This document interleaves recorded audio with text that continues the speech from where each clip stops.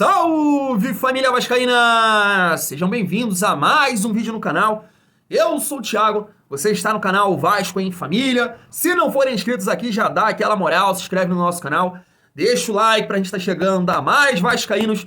E não esquece de ativar o sininho de notificação para não perder os próximos vídeos. E tá sempre por aqui, deixando a sua opinião, o seu comentário, pra gente fazer aquela resenha de vascaíno pra vascaíno. Ofegante, né? Que hoje é dia de Vasco, já dá aquele nervoso. Quem não tem aquele amigo flamenguista mala que fica enchendo a porra do saco, você tá doido pra dar uma resposta pra ele hoje. Espero que o nosso Vascão possa nos ajudar, família vascaína. Então vamos falar muito desse confronto de hoje, trazer aqui a opinião do Vampeta, Vitor Sérgio Rodrigues, o Formiga lá da TNT Esporte, falar das mudanças que Maurício Barbieri pode promover também, né? 3 zagueiros e finalmente Orediano como titular, uma informação do Lucas Pedrosa. Quero saber o que você acha nos comentários, vou deixar a minha opinião aqui também. Gostaria de trazer aqui também uma resposta do treinador Renato Gaúcho após a vitória do Grêmio ontem, né? O Grêmio também jogou com 3 zagueiros e ele traz pontos interessantes pra gente colocar no contexto do Vasco, nas escolhas do Maurício Barbieri. É um debate maneiro que eu vou trazer aqui pra gente, família vascaína. Mas antes, deixa eu repercutir com vocês algumas notícias rápidas aqui, né? É uma informação do Globo, foi destacada lá pelo Instagram essa arte do John Vascaíno e também Fanáticos por Vasco. Tá na tela pra vocês, ó. O Vasco ofereceu um salário pro Cuejá entre 700 mil a 950 mil reais. Família vascaína quase aí batendo 1 milhão. Ele até destaca aqui, né, um valor desse que passa do teto aí, que parece era de 500 mil, né? Que o Vasco se propôs a pagar aí no máximo para os jogadores contratados. Então, olha só, esse valor, se realmente essa notícia for verdadeira, 700 a 950 é um valor muito alto para um primeiro volante. Então, você imagina o que esses caras estão preparando para um camisa 10. Então, cara, tem coisas, né, que é muito engraçado. A gente cobrou muito, muito torcedor defendeu isso, a questão do profissionalismo. Então, você vê a SAF do Vasco nesse momento, aí comandada pela 777, várias notícias bem negativas em relação a essa parte financeira. Pois bem, e aí aparece essa informação aqui do Globo, poxa, o Cuejá vai ganhar 700 a 950, quase 1 milhão. E aí você vem o Paulo Brax falando, poxa, o camisa 10, se chegar, se a gente acertar, não vou deixar aqui vazar o nome, eu não vou conversar em off com vocês, porque se acertar o torcedor vai saber que esse camisa 10 vai entregar. Então, cara, são falas e são atitudes, tomadas de decisões que atrapalham muito, cara. Eles mesmos se atrapalham em tudo. Ficam prometendo, e no final não estão cumprindo nada. Então, cara, é uma falta de profissionalismo tremenda. Claro que se essa informação aqui for verdadeira, né, de você oferecer esse valor todo, toda a dificuldade financeira que você está passando por um primeiro volante, né, que com certeza o Cuejá ajudaria bastante. Agora, camisa 10, um atacante de lado, você tem que, né, investir bem, porque o Vasco está necessitando aí de bons jogadores ali, principalmente decisivos na frente, família vascaína. Uma outra notícia que eu gostaria de repercutir com vocês aqui, é do Juan Lima, né, que também faz vídeo lá com o Pedrosa, destacou que a reunião que o Salgado pediu junto a 777 pode acontecer hoje, cara. Eu não acredito que vai sair muita coisa disso tudo, mas vamos ver aí como é que o Salgado vai se pronunciar em relação a essa reunião aí, né, como ele vai usar o Twitter dele, que lá só sai merda. E uma outra aqui dos torcedores.com, vou colocar na tela também, Vasco já estaria avaliando 5 técnicos em caso de demissão. Do Barbieri, nenhum dos nomes seria aqui o Diego Aguirre, cara. Eu acho que seria um erro tremendo, né? O Vasco olhar pro Diego Aguirre, não acho bom treinador. Já até falei aqui, cara, se tivessem nomes no mercado, não achar um treinador estrangeiro, sei lá, português, né, que possa realmente, que a gente sabe que possa entregar, mano, vai no Jorginho. Nem Rogério Ceni escolheria, vai no Jorginho, porque o time do Jorginho sabe jogar dessa maneira limitada, nos contra-ataques, já que montaram um time aí pra propor o jogo como foi prometido, e por isso a escolha do Maurício Barbieri, cara, o Jorginho, ele sabe, eu acho que sabe encaixar bem esse time pra jogar aí de uma forma reativa, mas deixa aí nos comentários um nome em caso de demissão do Maurício Barbieri, família vascaína. Vamos seguir aqui o nosso vídeo e repercutir aí esse confronto de hoje, o Vasco que tá, cara, com as costas na parede. É só você olhar a tabela, o Cuiabá também conseguiu uma vitória ontem, né, em cima do Goiás, e aí é aquilo, cara, o Vasco conquistando um resultado positivo hoje chega a 9 pontos, e aí encara o Internacional na próxima rodada. Em caso de derrota ou em caso de empate, você já pode voltar para a zona de rebaixamento. Então você começa a entrar nessa questão de jogar sempre pressionado, rodada após rodada. Então isso dificulta muito. Então, claro que o resultado hoje é fundamental para o Vasco sair desse buraco que ele mesmo se encaixou ali, né? Então, ganhando, chega aos 9 pontos, e aí o Goiás tem 7, América Mineiro tem 7, né? O Corinthians tem ali 8, Bahia 8, tá tudo embolado. Então não pode nem pensar hoje na derrota, a família vascaína, senão vai se complicar mais dentro dessa competição. Ontem eu tava acompanhando lá na TNT Sport, eles fizeram um mano a mano, né? Os 11 titulares do Vasco com os 11 titulares do Flamengo. Você acredita que só teve 2 vitórias aí do Vasco? Vamos repercutir aqui com o Vitor Sérgio Rodrigues e também o Formiga. Vamos lá. Ô, Vitor Sérgio, Léo Jardim ou Matheus Cunha? O Matheus Cunha conseguiu ali estancar uma sangria que o goleiro Santos estava colocando lá, mas acho que o Léo Jardim está melhor preparado no momento. Léo Jardim? Cara, eu acho que o momento do Matheus é bem bom, viu? Ele pegou uma bucha danada, não falhou. Eu sei, calma, vou justificar para votar no Léo. Mas o Matheus, vou te falar, até agora, se projetar o que ele fez nesse período e multiplicar até o final do ano, ele tá muito bem, obrigado. Entendi. Perfeito. Nenhuma falha, ótimas intervenções, segurança, mas Léo. Porque a amostragem é maior, é isso? Tá bom. E acho que tem mais trabalho. Puma Rodrigues, Pumita ou Wesley? Eu gosto do Wesley ofensivamente, eu acho que ele tem potencial para crescer muito, mas, assim, acho que ainda não tá pronto, aí a comparação é com o cara que tá à frente. Mas ele também comete erros defensivos importantes. Total. É que eu acho que no balanço é Pumita por enquanto. E aí, Vez? Acho que é isso também, né? Acho que o Wesley, dentro do fogo que ele entrou, acho que ele tá relativamente bem, né? Você não pode botar na culpa. Mas ele falha muito. Beleza, falha compatível com um garoto lançado do nada no sentido de uma hora para outra, jovem, num time titular, como o Flamengo, cheio de problemas. Então, mas se o Pumita Rodrigues estivesse hoje no Flamengo, ele seria titular no lugar do Wesley.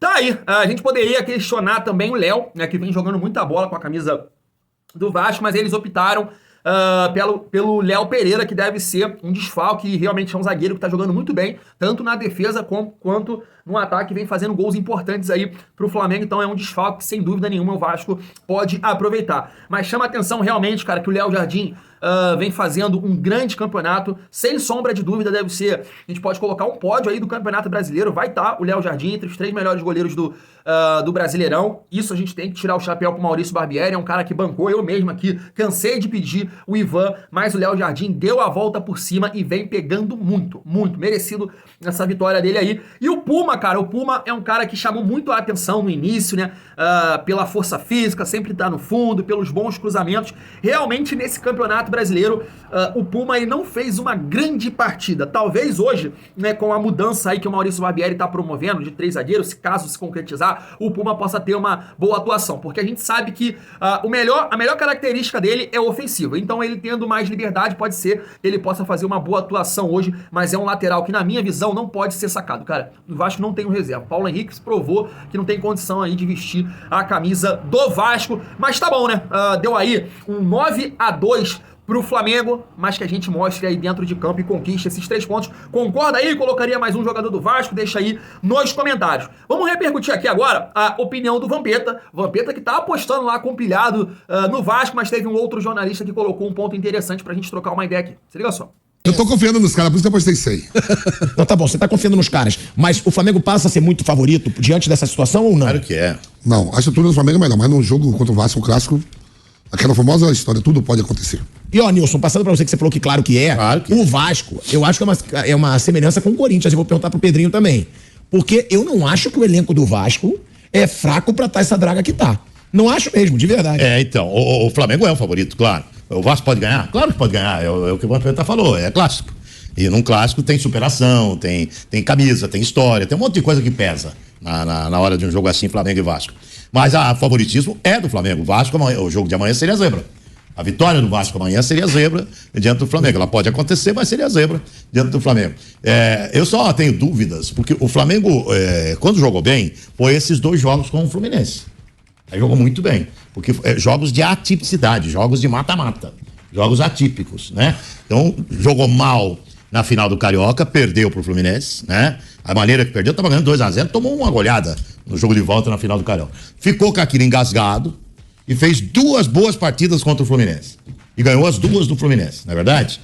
De resto, eu não vi o Flamengo jogar bem. Exceto esses 2 jogos mata-mata, que é um jogo de uma característica diferente, de um foco diferente, de decisão diferente, exceto esses 2 jogos, Me aponte um jogo que o Flamengo fez uma grande partida. Ganhou do Corinthians com o Corinthians melhor. O Corinthians conseguiu ser... O Corinthians, eu tô dizendo que é uma draga, hein? Eu não gosto do Corinthians. Tá muito mal o Corinthians. Então ganhou do Corinthians, o Corinthians jogando melhor no Maracanã. Tá aí, né? Esse é o espírito, né, que os jogadores do Vasco têm que levar pra dentro de campo. Clássico é clássico. Sei que o momento é muito ruim, mas tem que realmente entrar com esse espírito pro Vasco sair desse buraco. E ganhar do Flamengo dá uma moral sim aí, uma motivação a mais pra gente caminhar nas próximas rodadas, né? Família vascaína pegando ali, acho que é Nilson, né? O jornalista da Jovem Pan Esporte. E exatamente que eu falei isso aqui no vídeo de ontem, né? Que o momento do Vasco ele é terrível. Terrível. O Flamengo tem um elenco infinitamente melhor do que o do Vasco. Só que eles vêm oscilando, né? Jogaram bem essas duas partidas contra o Fluminense, mas foram mal contra o Corinthians, empataram contra o Nublense. Então é um time que é melhor que o Vasco? É, mas a gente não sabe o que vai acontecer hoje no Maracanã. Então uma mudança de postura, uma mudança de forma de jogar, os 3 zagueiros é interessante, talvez o Barbieri, né, observando a dificuldade que o Vanderlei Luxemburgo impôs ali com o Corinthians com 3 volantes, com 3 zagueiros, mereceu a vitória, teve as oportunidades para fazer o gol, aí no finalzinho o Flamengo foi ali e marcou com o Léo Pereira. Então é interessante sim, família vascaína. Eu sei que o momento é terrível, a gente entra desconfiado,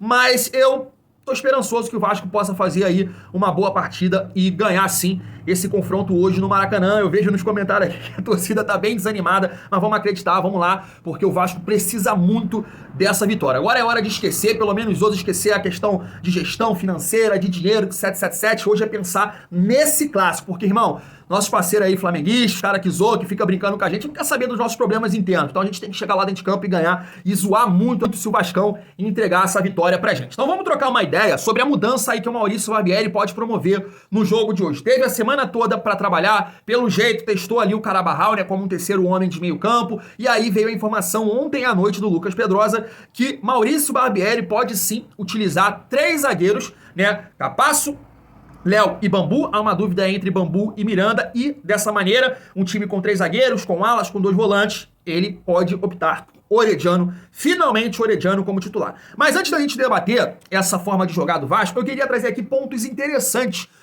numa resposta que o Renato Gaúcho deu ontem após a vitória do Grêmio. E eu não estou pedindo o Renato Gaúcho no Vasco, eu não estou falando que o Renato Gaúcho é melhor que Maurício Barbieri, não é isso. São os pontos que eu acho que eu gosto de fazer isso, né?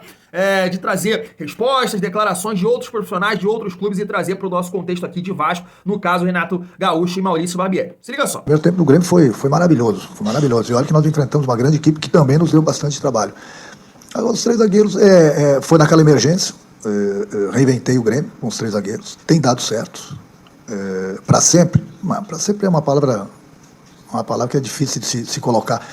O que eu preciso são os homens de velocidade.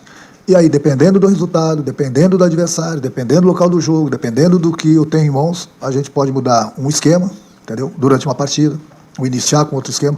O importante é o adversário não saber de que forma o Grêmio vai se apresentar, entendeu? Porque nós estamos reinventando o Grêmio, tem dado certo. Mas daqui a pouco os adversários também começam a ver direitinho do jeito que o Grêmio joga e começam a tirar nosso espaço, começam a nos marcar melhor, entendeu?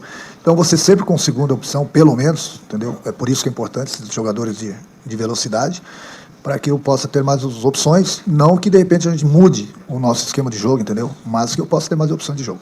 Tá aí, eu vou destacar dessa resposta aí do Renato Gaúcho 2 pontos interessantes pra gente trazer pro nosso contexto e pelo fato dele ter optado por 3 zagueiros, né?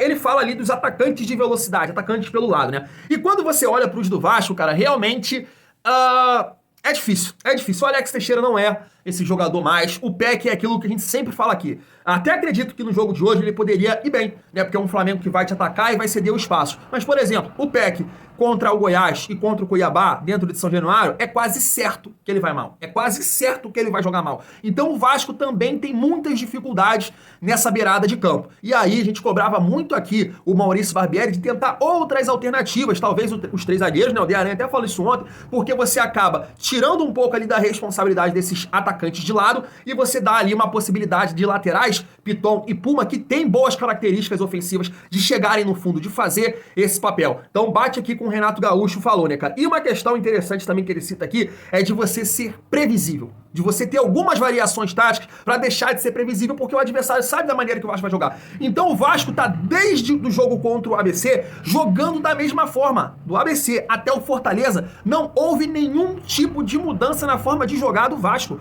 Ou seja, todos os times entendiam que O Vasco tem muita dificuldade quando a gente joga atrás da linha da bola, irmão, e tem dificuldade de fazer essa transição defensiva, né? Tá ali no ataque, então vamos aproveitar isso. Foi assim contra o Santos, contra o Bahia, todos os nossos adversários. Então, cara, independente, eu defendo muito a demissão do Maurício Barbieri, mas tinha que testar mudanças. Tem que testar mudanças. E pelo jeito ele vai testar. Chama a atenção depois daquela catucada do Paulo Brax em relação. Não, vamos olhar pra dentro daqui, vamos olhar pra dentro do elenco, tentar outras alternativas. Provavelmente houve essa cobrança e o Maurício Barbieri vai testar alguma coisa diferente. E se acontecer, cara, mostra mais uma vez que ele tem que ser demitido.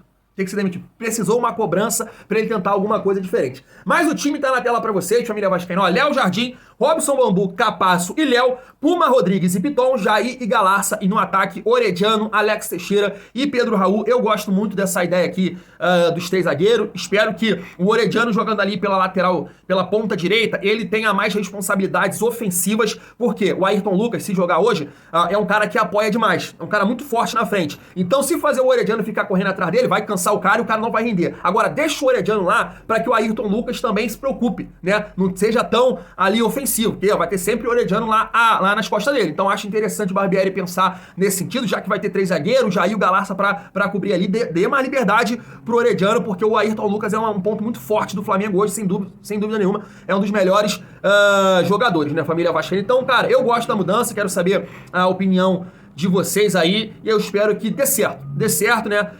Deu muito certo lá contra o Corinthians, né? O Corinthians conseguiu com 3 zagueiros fazer uma boa partida. Acredito que nesse sentido de alas, o Vasco está muito melhor servido com o Piton e com o Puma, então acredito que a gente possa sim fazer uma boa partida contra o Flamengo devido a essas mudanças aqui, cara. Quero saber a opinião de vocês e é claro, deixa aí nos comentários. Vou ficando por aqui, tamo junto e é muito bom ser Vasco.